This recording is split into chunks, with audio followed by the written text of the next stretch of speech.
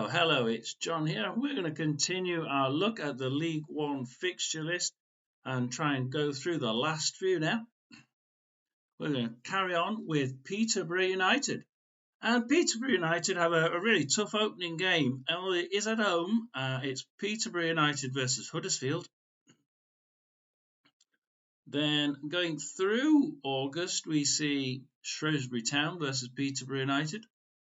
Exeter versus Peterborough, Peter versus Wrexham. So it's on the whole, I'd say that's a decent start. We've got one really tough opening game against Huddersfield, followed by two probably League One class opposition, and then finishing it off with Wrexham, who, like I said before, it's really a suck it and see almost, isn't it? We don't know what they're going to be like or what recruitment they're going to do over the next few weeks. We're going to September, and they start with Leyton Orient versus Peterborough, Peterborough Lincoln, Peterborough Bristol Rovers, and then they finish it with a toughie away at Birmingham City. So that is actually quite a nice set of fixtures there. So Peterborough United could be flying off the block. I wouldn't be surprised if they start off quite well. Wigan Athletic for October the 1st versus Peterborough, Peterborough Stevenage, Peterborough Rotherham, Wycombe Peterborough, Peterborough Blackpool, and then Bolton Peterborough. Ouch. Yeah, that's and Stevenage may not be a walkover as easy a walkover as people think. It's we don't know what style of football he's going to play. So that's actually a really tough October. We're going to November, and it's Peterborough Cambridge, Charlton Athletic Peterborough, and Peterborough Reading. Again, there's only sort of Cambridge that they might feel quite more of a League One opposition. You've got Charlton, who are doing quite well in the transfer window, and you've got Reading, who are expected to do more than adequately in the transfer window. And we go on to December, and we have Peterborough United versus Burton, Northampton Peterborough, Peterborough Crawley, Stockport Peterborough. Then we go to Boxing Day, Peterborough Mansfield, and we finish the year with Peterborough Barnsley. So that's actually a really nice December. So of those 6 games,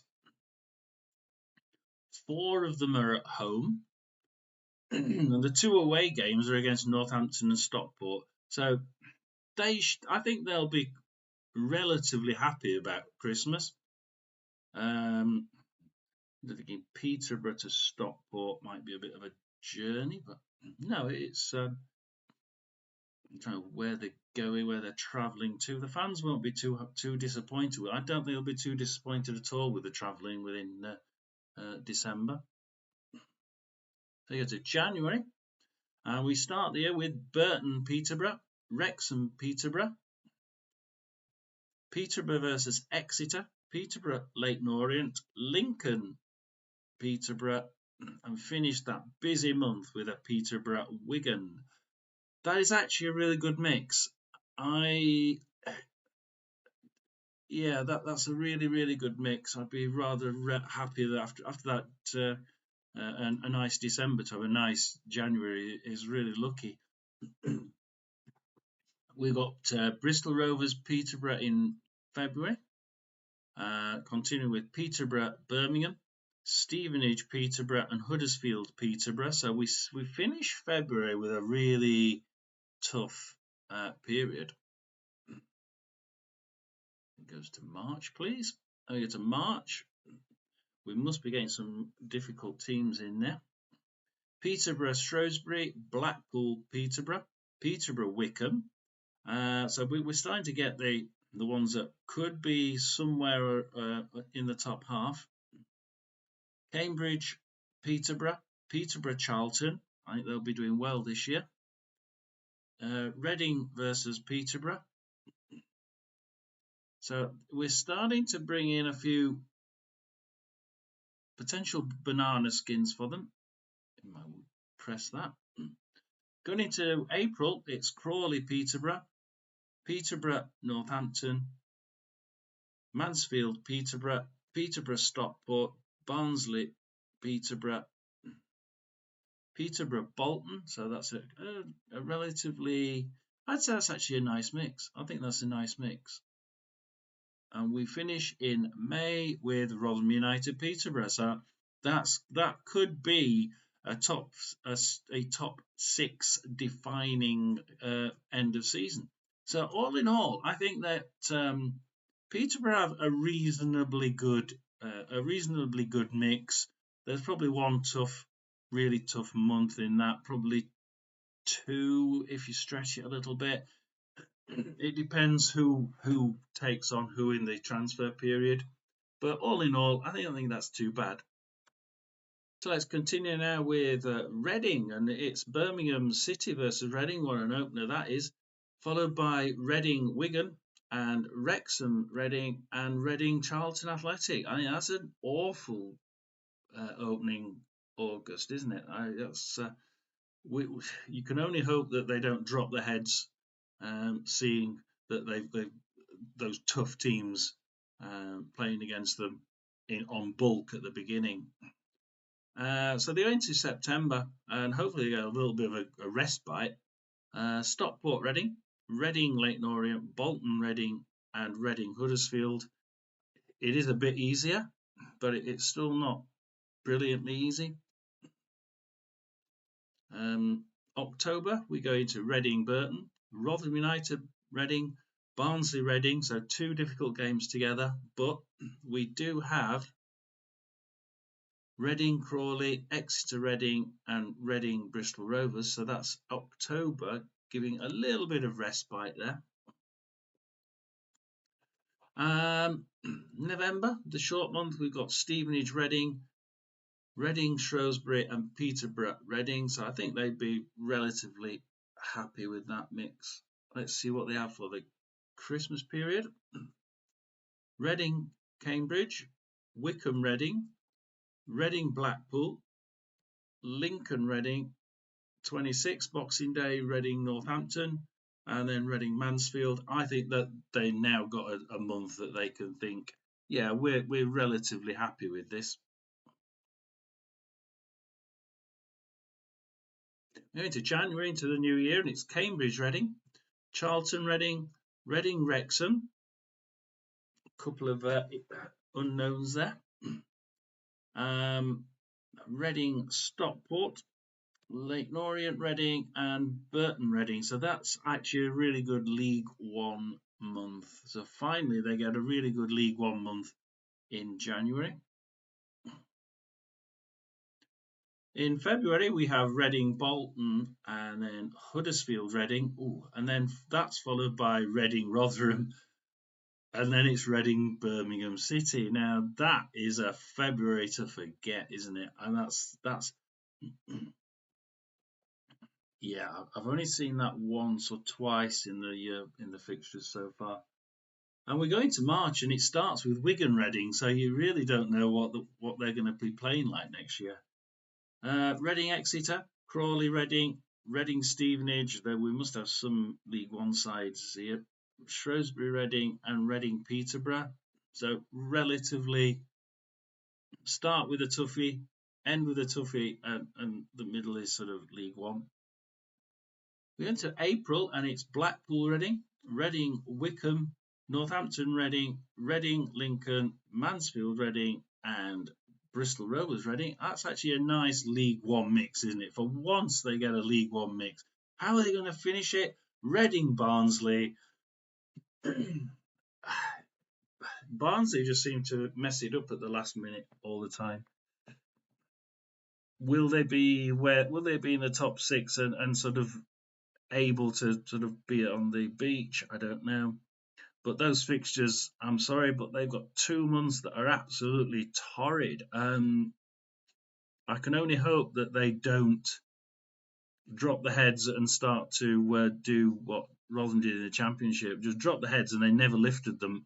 because that is just horrible for the fans. And I hope for the fans' sake that they do go into them thinking we can do something here, and at least we'll put up a good show. And if things do turn out poorly for one or two of those games, at, at least hopefully they give the fans something to cheer about and something to think, well, actually we've played rather well. So that's Reading. So let's continue this and finish this one with a Rotherham United. Yes. And we start with Exeter City. Now, of course, we pinched their manager and then did awful with him and sacked him. So this is a bit of an odd start. Are these fixtures fixed or not? Well, we go to Rotherham United versus Bristol Rovers next, which is the same manager that we pinched and then sacked. So this is why are these really fixed or not? Obviously they're not. They're random. Yeah. So Rotherham United then go on with Wycombe Wanderers versus Rotherham and Rotherham versus Huddersfield. I'd say that is it's an odd mix. It really is a sort of mixture of the Championship and League One. And then we go on to Charlton Athletic versus Rotherham United versus Burton, Rotherham United Birmingham, and then Shrewsbury Town versus Rotherham United. That's a mix. That's a good mix of Championship and League One again.